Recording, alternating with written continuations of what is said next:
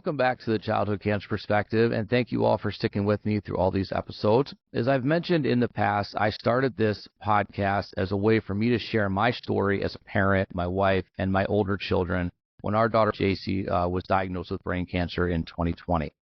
Being able to do this has given me a way to share my story in a very raw and unfiltered way, and aside from what social media does, which really doesn't allow us to share things that we want to. But in the past year, I've had the honor of having some amazing guests and organizations and families to share their stories and missions in a way, again, that is unfiltered and allows you to see the insight to their organizations and really grow this incredible army of advocates that are going to make a difference, because people can't not listen when there's this many voices speaking together. So today my guest is the CEO and founder of Rally Foundation. And if you have been to CureFest or heard of CureFest, you have heard of Rally Foundation. If you have been to the March to the Capitol, you have heard of Rally Foundation. And maybe a special guest speaker was at Rally Foundation's, I'm just kidding. It was me, but it was fun, and it was an exciting honor to be able to do that. So today, my guest is Dean Crowe, the CEO and founder of Rally Foundation. Thank you so much for being here, and please tell us about yourself and Rally. Well, thank you for having us, and you actually were a great speaker, so we are thrilled that you did that. So thank you for sharing your story and JC's stories and for all that you do for childhood cancer. Greatly, greatly appreciate it. So as you said, I'm Dean Crowe, and I am the founder and CEO of the Rally Foundation for Childhood Cancer Research. And our focus is to really fund early stage research and hopefully see it all the way through to it becoming a clinical trial. That is our goal, and we love to see other people come in and fund with us and fund the research as it grows and develops up. And then we do some family support, and as far as family emergency funds, we take meals to the hospital. And then we also have a clinical trial fund. So if there's someone trying to get their child to a phase 1 clinical trial, we have a travel fund that helps with that. So that's kind of Rally in a little bit of a nutshell. And it's amazing, and there's so much more. If you were able to go to the website, rallyfoundation.org, and you can see why it started, how it happened, and it's so simple but yet so incredible at the same time. Everything starts with a question: what can I do to help? But yet the question went further on which I love, and I'm not going to make you dinner because this is so far past dinner. Yeah. And so much within this in this community is people are afraid to ask the question, what can I do to help? I think because they don't think that they can do enough to make a difference, or making dinner is not enough. Whereas the simple things are often so much more appreciated, but you took it a step further and decided, not only am I not going to do this, but I'm going to do this, and we're going to make a difference. We're going to end this, and we're going to find a way to fix it. And that's what I would love to hear more about, because that to me is so incredible, honestly, that statement alone. Well, it really started. My husband was coaching a travel baseball team. He wasn't the manager, but he was one of the coaches. And there was a boy on the baseball team. His name was William Olson. And he and my husband, Reed, just kind of struck up this friendship. And then after the season ended, they were in 8th grade. William was diagnosed with a medulloblastoma, which is a brain tumor, and Reed was involved. And he had, William had surgery, chemotherapy, radiation, all of that.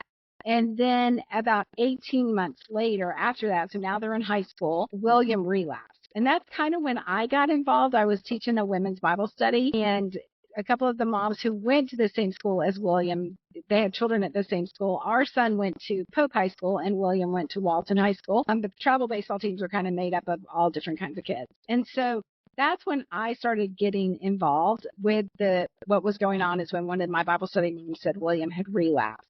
And so kind of fast forward, there was one Sunday where this is back in the day where everyone communicated through Caring Bridge, really. And so Nancy, William's mom, had posted a Caring Bridge post that William had a horrible reaction to a transfusion, and they really were scared that they were going to lose him, but, he was doing okay.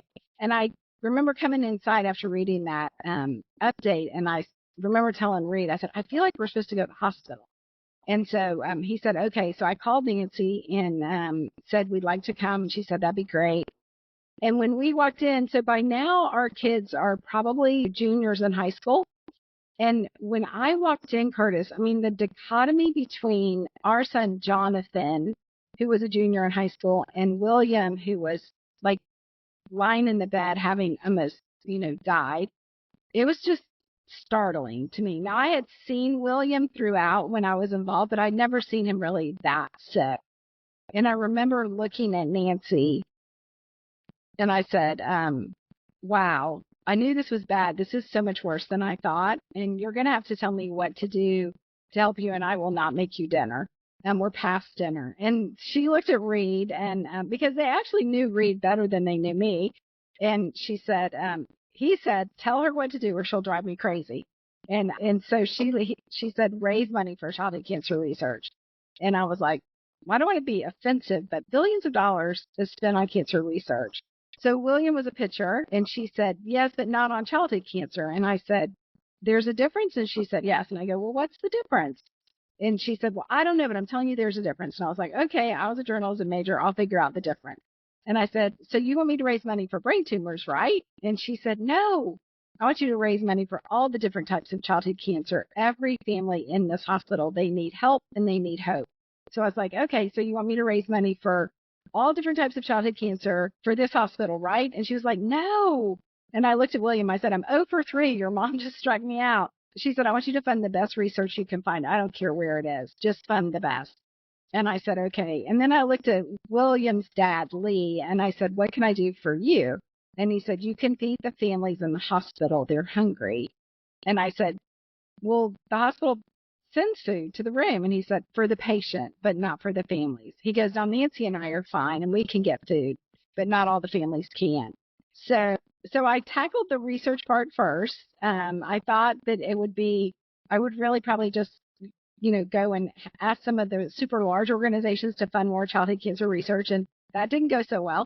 So I figured maybe there is a problem. So I figured out that, and this was back 19 years ago, that adults get breast, lung, colon, and prostate cancer, and kids get, solid tumors, a different kind of leukemia. They get different brain tumors and that type thing. So, and truly it was underfunded. And so unless the private sector stepped in, it was going to continue to be underfunded. So that's kind of how it started, because we realized like there really was this need. And we were part of a prayer circle for William. There was a group of women that would meet every Monday, Wednesday, and Friday at 9:30 in William's driveway and pray them through treatment. I would say it went on for over a year, and I would say I probably averaged once a week. And it was in that you kind of started hearing about more kids, and you learned like how like childhood cancer is just how devastating it is. And so we were making sure that the Olsons were prayed for, that they were fed, that their grass was mowed. We were, as a kind of group, making sure all that was happening. But we wanted to do more. So one thing that I kind of knew, and Reed knew, that's my husband, is if we wanted to do more, then other people would want to do more. If we could provide them with a way to do more, then that's what we felt like that the grassroots would come out and help support the efforts. And that's what we found has been true. But sometimes I do call Nancy and say, can I bring you dinner? And she's like, no, I'll bring you dinner. I'm like, okay. Well, it truly is amazing what that the kids that are going through it, and I can speak from our own personal connection with JC, obviously, but every kid that we have met and every family that we've met, although they want help, for their child and, to get better, they always want everybody else taken care of. And the kids especially. Yes. The kids, it's so incredible, right? They're so, the children are so genuine, and their hearts are not full of anything except for love and innocence, and all they want to do is help everybody else. And when you ask, what can I do? It's help them. It's get something for them. It's I want to do this. I want to create this. And, I just actually spoke to Abba Sunflower yesterday, and the things that she does for the kids in the hospital. And we've met other they do this all the time. And it's like, you're going through something rough too. You could use something. No, I just care about them. Yeah. Oh, yeah. The focus is always on the kids. And then I would say the focus probably expands to the other kids in the family, the siblings, what they go through, and, all of that. I always say it isn't the child that's diagnosed with cancer. It's the family. Right. Right. It is an absolute family diagnosis, Yes. Yes.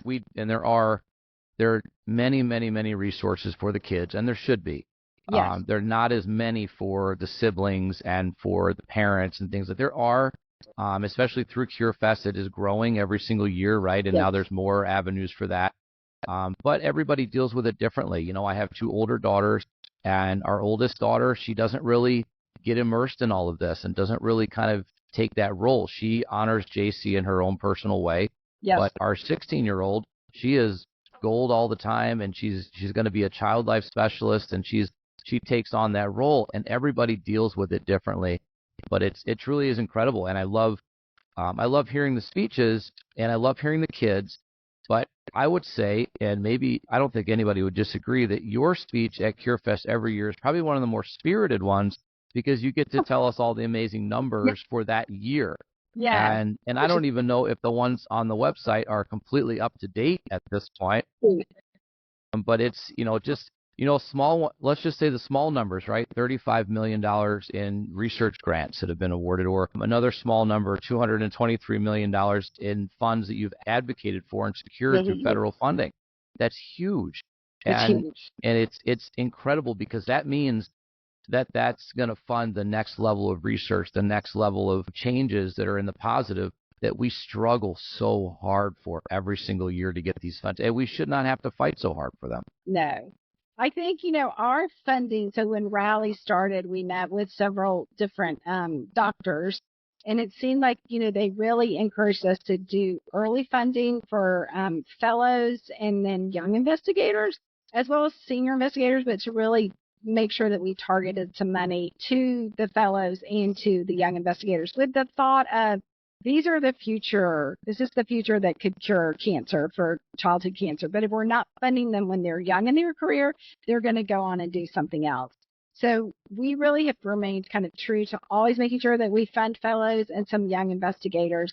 And it's been very exciting to see their research grow. Every grant that Rally makes, that entire $35 million, has been dual peer reviewed. So we have 2 experts within childhood cancer review each grant. And then it's averaged, the 2 scores are averaged, and it's like golf, low score wins.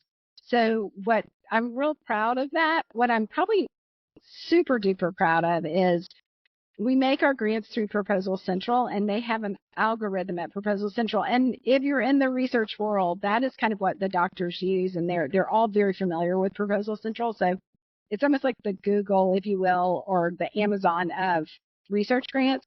But they have an algorithm that will show you, what is your $35 million, what other people have funded it, and what has that investment turned into.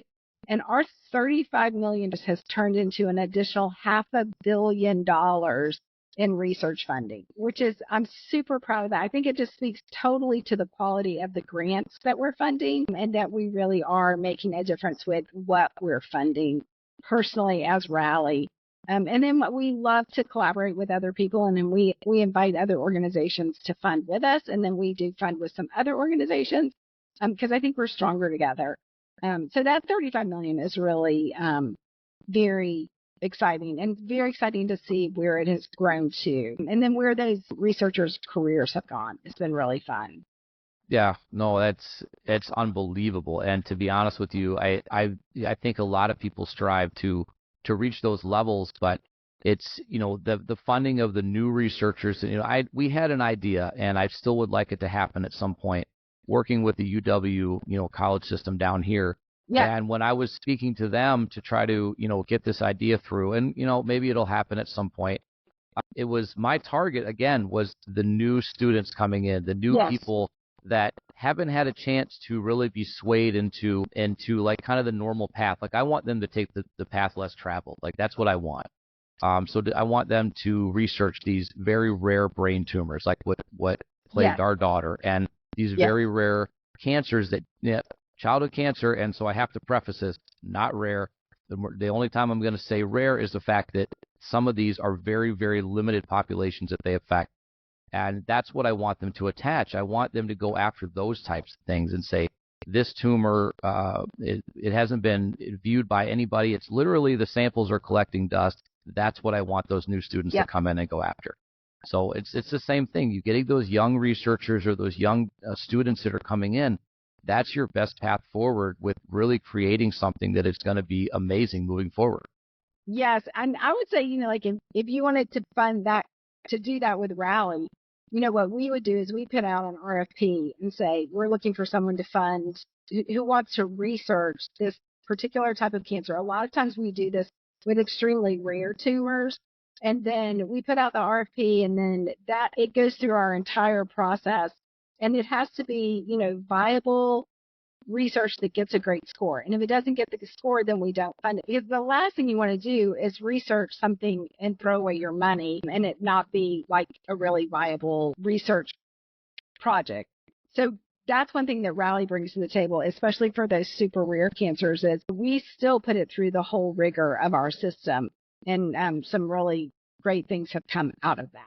But I think it's super important that the research that we fund, because those dollars are so precious, that they do. And it's funny when you put out the RFP, the request for proposal or the request for an LOI for a specific cancer that is, really maybe more of a rare, you do get those young investigators who want to do that. And they're excited by that. And so that it does work to the advantage. So would love to talk to you about that if you're interested. Of course, it's and like I said, it's so our daughter's brain tumor was choroid plexus carcinoma, and most people have never heard of it, to be honest with you. Yeah. And I found one doctor in New York that actually secured a grant from the DoD to research it more. And that's one in the country that I was able to find. And so it's one of those things where I know that our daughter's brain sample or her tissue samples are still in storage at the hospital where she was treated. And I want those studied, and I want to come to a conclusion that, our mission obviously is to change the world in a very impactful way. We couldn't save our daughter, but we could save so many others with the legacy she left behind. And that's what we want to do. So I am, believe me, so open to collaboration any way that we can, because funding for this type of research could lead to so much more. And it's always about that. It's never, I always say that I'll never stop until I see our daughter's name in lights, because that's what she deserved. But it's not about the accolades. It's about giving her the respect, and all these kids the respect that they demand, honestly. Yes, and they so deserve it. When William, like I mentioned in the beginning, was diagnosed with a medulloblastoma, at the time when he was diagnosed, it was just a medulloblastoma. And now, through research, there's 4 groups of medullo. And then according to what group you're in is 1, your prognosis, but 2, also what treatment responds to that group of medullo. So I think as we've decoded the genome, and to your daughter's cancer's, point, there, and we know what to do with these tissues now, or we know more what to do than we did, years ago. It's a huge step forward. And then you never know what you discover for your daughter's cancer that's going to affect other cancers, like you were, mentioning, which is really kind of like a win-win in a horrible lose-lose situation. Oh, yeah, absolutely. And I had the opportunity to actually tour a lab at UW where they were studying neuroblastoma, and the actual research that they're doing. There's several things that it's almost like it's just kind of happenstance through the research that allows them to say, well, this could treat this too.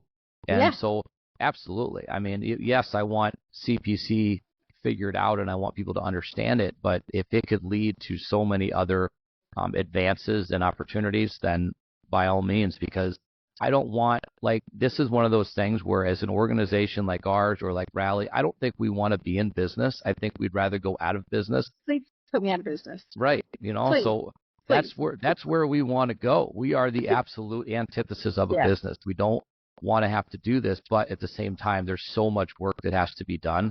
And we just need a lot. We need a lot more people that are in those big buildings in DC to listen to what we're saying and understand how important it is, because at any point in time, it could be you. And that's the sad thing, is that when you talk to politicians and things like that, and you look on their desk and they have kids and 5 kids and 6 kids, and you think, I don't want to use that, but the reality of it is, it wasn't us until the day it was either. And any of these kids, So. Yeah, I think it's interesting too, like going back to decoding of the genome. Like if you looked at what are the genetic and molecular markers within your daughter's, brain tumor and the tumor samples that you have, and then what's out there that could be used, or is there something that no one's even thought of? But if you don't study it, then you don't know. You continue to do the same thing. So completely. And please mention the legislators' kids or the staffers' kids, because it does. I think we do have to make it personal. It is personal for us, but I think you do have to make it personal, if at all possible. I think it helps. I think it does, and there are several. I mean, number one, when the kids are speaking to the representatives, that has such a bigger impact than you and I yelling at them. Yes. You know what I mean? And that's big. But the other side of it is that we really need to show the real and true side of what pediatric cancer is. And I've said in the past that if the commercials you see on TV resembled what you saw from like the ASPCA, people would listen, right? Yes. People would listen because there's honestly the images you see of the happy smiling kids is so few and far between when they're going through this in day-to-day life, and in those moments are not as they don't happen as much as you would think they do. Right. And they're not happy to go to the doctor. They're not happy to go and get these treatments. Yeah. They're happy to see their favorite child life specialist maybe, or their favorite nurse that, they can talk to and they become friends with. But that's because they're incredible at their jobs and they make it not as scary. Right. But they're not happy to go. No. And I think when we see them a lot of times, unless we're seeing them in the hospital, they are happy to be out of hospital. And the thing that I've learned from y'all as cancer families is, you embrace life to the fullest and you don't wait because you know how precious the time is. So they do. And the resiliency of these kids, I mean, I can't tell you how many kids come to rally events straight from the hospital. And they've just had, like a bone marrow aspiration, or they've just gotten chemo, or they just had radiation for, round, 20 of 36 rounds. And I mean, and they just are so resilient, but they're going to grab life and enjoy life. And, I remember meeting a rally mom for lunch, and she had her kid who I think he just had an infusion. And we were in the parking lot. I mean, you can totally relate to this, I'm sure, Kirsten. I mean, he threw up all over her, all over himself. She popped open her trunk. She changed his clothes, changed her clothes, changed her top. And I was like, oh my gosh. She goes, okay, you ready? I'm like, ready for what? And she goes, aren't we going to lunch? I was like, oh my gosh, if that was like it, you'd be home on the couch, you'd have popsicles, you'd have, but it's just like, you just keep going, which is just absolutely speaks to the resiliency of the kids and the families. And also, I don't want to miss life because I don't know how much longer I have this time. Right. And so I think, getting the lawmakers to understand that time is what's precious. And when you lose a kid, it's an average of 70 years of life. And the average diagnosis of the big, of lung, colon, and prostate cancer is around 66. And then if someone dies from that, you're probably looking at 12 years. So 12 versus 70, like how can we get that message to be clearer so that people, grasp and understand it better. But yeah, it's a lot that goes on. And yeah, if you could play a, Sarah McLachlan commercial about childhood cancer, I don't even know how people could. It would be so painful to watch the whole thing. Yeah, it would. And at one point, and maybe it'll still happen, another family that we're very close to, we talked about creating one and posting it. But what I can guarantee is that social media would probably censor it or take it down because it would be too real and it would be too graphic. And, and I've said before, I have photos on my phone from when our daughter was going through everything that I've never shown anybody. I have stories that I've never even shared with my wife because, I did all the inpatients with my daughter, and it was a very, very hard time. And a lot of things happen that if we could truly show you what really happens or what they really feel like or all of the things that are going on, what this chemotherapy does to their bodies, what it does to their mental health. Oh, yeah. If we could show you that, I think more people would say, we really need to do something about this. Like this has gotten out of hand. And you're making a great point because honestly, I probably have been a part of the prayer circle for William for at least 6 months. And I had seen him out of the hospital. But I'm telling you, when I saw him in that hospital, Curtis, I was like, I shook me to the core. I was like, wait a minute. This is nuts that this is your reality. Like, it wasn't like I had never been involved with the Olsons or with William. I had. But when I saw that in the hospital and just how sick he was, I was like, like dinner, we're past dinner, you know. Mm. But you're right. I've never thought about it like that. Like it wasn't until I saw that I was like, wait a minute, Yeah. this is a problem. Yeah, it's I mean, honestly, I've said that in the past that, we're all kind of guilty growing up in life, not realizing that if you go to the hospital for, something that you need to have stitches, or maybe you have a broken bone or something like that, that, Right. 4 or 5 floors above you, there's children fighting for their life up there, and you have no Yeah. idea that it's even a thing. Right. Or you see the commercials, right? And you think, wow, that's terrible. I hope I don't even know what I would do. And when you become that family and you become, part of it, you're like, now what do we do? Because honestly, a lot of the diagnosis happens to families that are not even connected in any way to cancer in general. Yeah. And Yeah. you're on an island and trying Yeah. to figure it all out. I'm grateful today that I've made so many amazing connections and met so many great people that I could always reach out anywhere that I needed to, and I can pass those on to other people. But, on January 30th of 2020, we had nobody. We had nobody to talk to, nobody to reach out to. Everything was so new to us, and now you get the comment, I don't know how you guys do it. How are you guys so strong? Because we weren't given a choice. You don't have a choice. Yeah. Right. We were thrown Yeah. into this, Yeah. and now we're just trying to move forward, and we're trying to kind of rebuild our life. And the support is another thing. Support kind of goes away, whether your child either rings a bell or if they pass away, that support Yeah. goes away. And I will argue to say that that's when we need the support the most, is because now we're trying to rebuild our life or figure out a way to move forward. Yeah.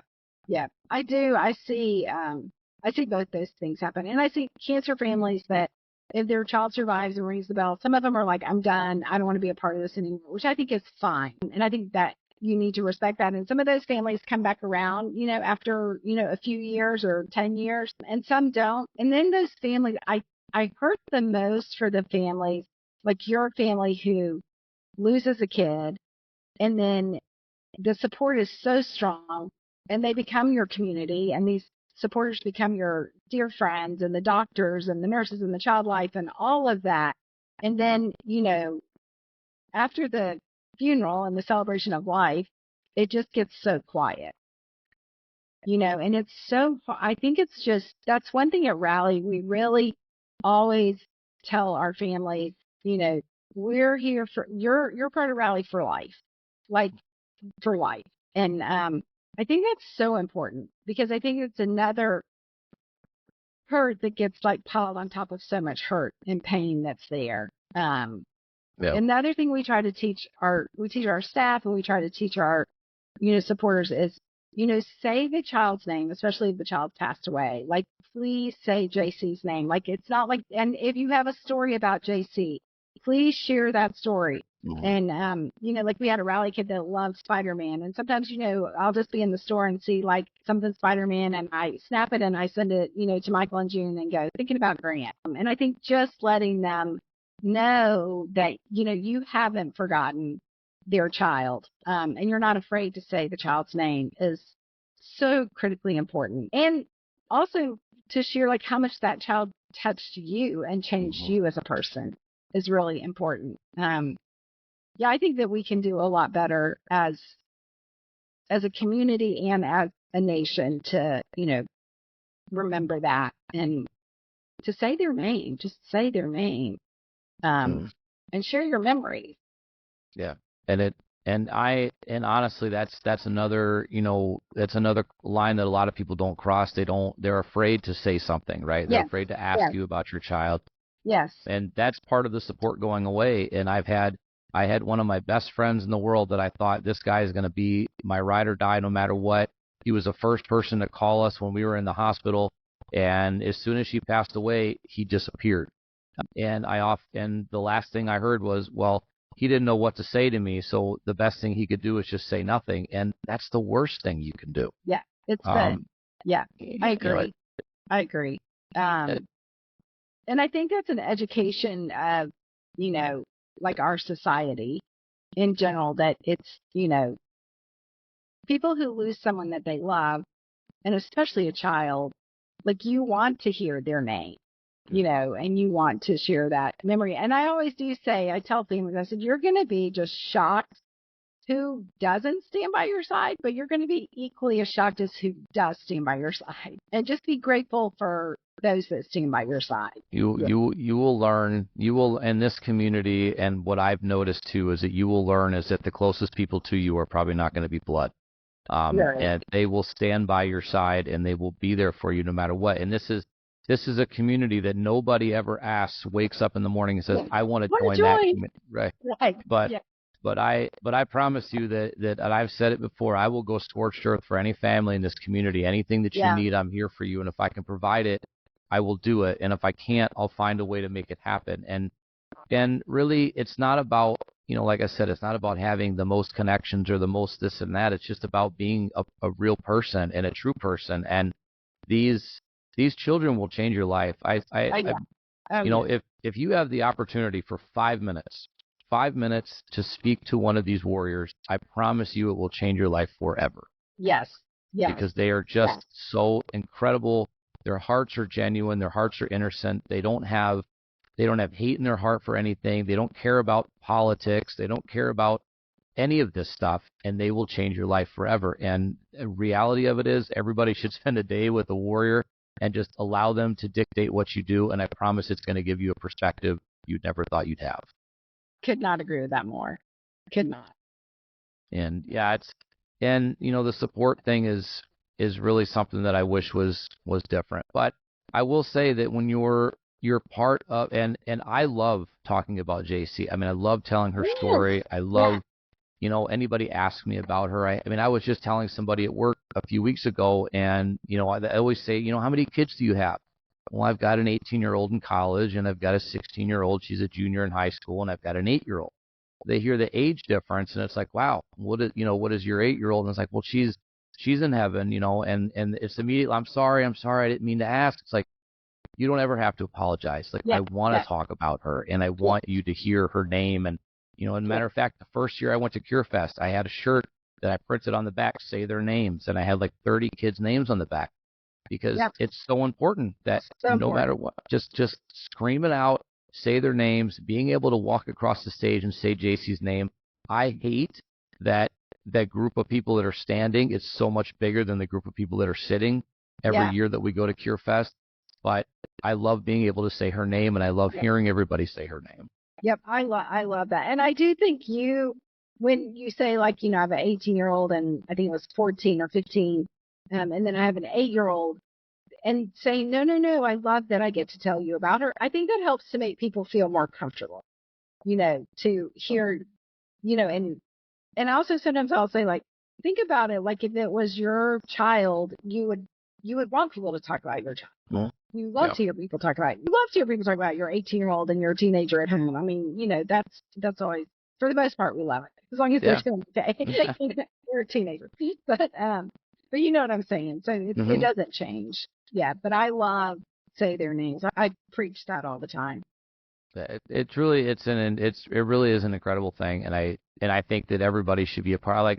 When we talk about CureFest and people ask, well, what is it about, and do you have to be part of this community to be a part of CureFest? It's like, no, you get to come and be a part of it because you can see what an amazing community can be when they all come together for the same cause. Yeah. And some of us are there because we've lost children. Some of us are there because we're researchers, or some of us we're friends of people that are, the connections and how it spreads out and the kind of the family tree, it goes very, very far and wide. Yeah. And I love being there. The only people that I wish were there on those days that are not there is the media and our politicians, to see it firsthand, because we're so close. We're in DC. We're like in the media capital of the world. Everything's happening 100 feet from where we are. And we know that the politicians see us out of their windows. So, but those are the ones that we need to come down there, not because they're more important, but because they have the ability to make these laws and make rules that are going to make the ultimate difference. And, and to be honest, also, I'm a big fan of more funding coming for pediatric cancer from the government. And even when they say we've doubled it to 8%, I still think that sucks. That's horrible. Well, yeah, it's very grateful. And I very grateful for the community, because the battle cry more than 4 is what moved the needle. And then having people that would go and advocate on the Hill, very, very important. And I am so glad they doubled it. The new challenges is 8% is not enough. It's the number 1 disease killer of kids in America, and the years of life lost when they die is 70. We need more. We're very grateful for the 8, but it's still not. It's still not. And that, we need to keep up that battle cry. We need to be grateful for what they've done, but a lot of that is through the advocacy and the voices. And I would encourage listeners who, if someone is listening and they go to CureFest and they do have a relationship with, a member of Congress, getting their staffer to come would be huge, because the staffers, people don't realize it, but the staffers, a congressman or woman staffer, senator's, staffer, person who works for them, they have a ton of influence over the member. So just getting them to come would be huge. Just getting their staffers to come and see it. And they'll go back and they'll tell their bosses, hey, I went to this thing. It was incredible. So maybe next year we should talk about everybody try to get a staffer there. Yeah. I'm telling you that, we do a lot of the work with the Department of Defense at Raleigh, and it's the staffers. It is. You love having a member support you, but the staffers are key. They are so important. That's 100% true. And that's once you ever reach out, to, a member of Congress, whether it's local or whether it's federal, you're not going to get that person to respond. You're going to get their staff or their chief of staff, their chief of communications, whatever. Their interns that are going to be the ones that are going to be reaching out to you. Those are the ones that I had their personal cell phone numbers, and I was texting them and saying, this is what I need from you, and that type of stuff. Those are the ones that have the influence. That is so true. And if you walk into one of their offices when you're doing either, climb the hill, or if you're going just to your local, you're speaking to the staffers in the front. Don't toss them aside as people, you know what I mean? Those are the ones that you need to win over, so that they say, you know what, I need to walk into his office and tell him how important this meeting is right now, and that kind of stuff. So they are hugely influential, and that. Yes. Our country is run on 15-minute meetings. I laugh about that. I'm like, we're run on 15-minute meetings. And you want your 15-minute meeting, and that could be a whole different, we could do a whole nother webinar on that, podcast on, how do you really speak to a legislator, and how do you really, advocate, and what are some of the best practices. But number 1, top of my list, staffers are your best friend, because the staffer has the ear of the member. I don't think you're going to go talk to any member in Congress and tell them how dreadful childhood cancer is and have them not go yes, this is horrible. Oh my gosh, and break their heart. But they have a system that they follow. And part of it is, what are the staffers bringing to them, and what are they hearing? And, you've got to have the staffer backing you 100%. Right. Yeah. We should really think about doing a thing where we have a goal to get X number of staffers to CureFest on Saturday night. That's fan. I'm all for it. What if I can help? I'm all for that, because the more that we get, the more that we have, because it's those personal experiences. We were there again this year with a couple of families, and we went to meet with a specific Congress member from their state, and number 1, had no idea what September was, had no idea what CureFest was, had no idea what the Childhood Cancer Caucus was. And it blows your mind, because it's number 1, you're part of the same state that caucus was created, without giving it away. But also, the buildings aren't that big, and you're in the same rooms at some point. You figure these names or these things would pop up, and it just, they're oblivious to it unless it's affecting them personally. But again, I see children on your wall. I see children on your desk. It could affect you at any point in time. And I don't want it to. Like, I don't want, part of this is never about getting people to understand how we feel personally. It's about getting them to realize that it can happen at any moment without reason, because we don't understand why pediatric cancer happens. We don't understand. It's not like lung cancer is from smoking or liver cancer from drinking or it's like, we don't know. My daughter was diagnosed with brain cancer. She was negative for Leaf-Romani syndrome, negative for the TP53 gene mutation, which are the only two things that really indicate that type of tumor. Wow. Nothing. And it makes no sense, right? And there's other children that are diagnosed with this. Well, what about their environment? What about their food? Yes, these things can be factors, but we don't understand why. And you even look it up, even, on the NIH or websites or things like that, that'll say that it's mainly misunderstood. We don't know why. Right. And so therefore we need the research to figure out how we can catch it early. Because I'll say, we early detection is huge for, let's say, breast cancer or prostate cancer, things like that. But it's not really a huge talking point for childhood cancer. It's more or less because a lot of times by the time they've detected cancer, it's stage 4, it's terminal. Right. And, metastatic. what could we have done to do something sooner? Well, the misdiagnosis rate is horrible for kids' cancer. And I know for us, it was months and months and months of being told she had constipation. It's, with others, it's months, especially with, let's say, Ewing's, it's months and months of being told, well, it's growing pains, it's bone pains and things like that.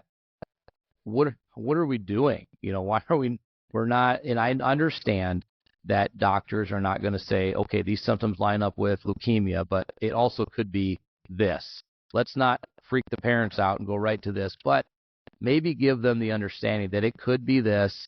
Do you want us to move forward? And I don't know, my connection with doctors is kind of 50-50. It's not, I don't think that they want to not cure things, but I also don't think that they want it on their record if it goes badly. And that's, it's a personal thing. And I think that they truly want the best for their patients. I really do. They totally do. But I think they're overloaded at the same time, and this is so prevalent now. Yeah. It's, and I know everybody tells us it's rare, right? But it's so prevalent. It's so bad. I think if you shut down, I think almost every cancer is probably rare, honestly. But when you shut it down into like the individuals, yes, it's rare. But when you look at it holistically, it's not rare. I think breast cancer has done a great job of, when it comes to educating the public. They only talk about breast cancer. Mm-hmm. Like, they don't talk about, like, there's 6 main types, and then under those 6 types, there's 24 subtypes, and then we have all these, we have 50, super duper rare ones. But they've gotten the country to care about breast cancer. And I think we're doing a better job as a community to get people to care about childhood cancer. A long ways to go, but we've made great progress in talking about it as childhood cancer. I do think, I think the first rally you came to that we did the Capitol was when we were inside, when there was the monsoon. And we asked people, that was great. And we asked people to, what are your top 5 priorities for, for members to hear. And one of them that ranked pretty high was the education of primary care physicians and pediatricians, to just be looking out for that. Because I think when they, I don't think any of them want to misdiagnose or delay a diagnosis. It's just, like you said, not kind of necessarily top of mind for them. But what is some low-hanging fruit that they could look at to see is, if this isn't constipation, is there something low-hanging that I can do in case this is something else? Right. Or, why does a 2-year-old, head lean to the left, and do they seem to, cry out in pain? And, I think there's a whole educational component that could be done for Absolutely. primaries. Yeah. And it was high. It was pretty high on the list of, what the community thought was important. Yeah.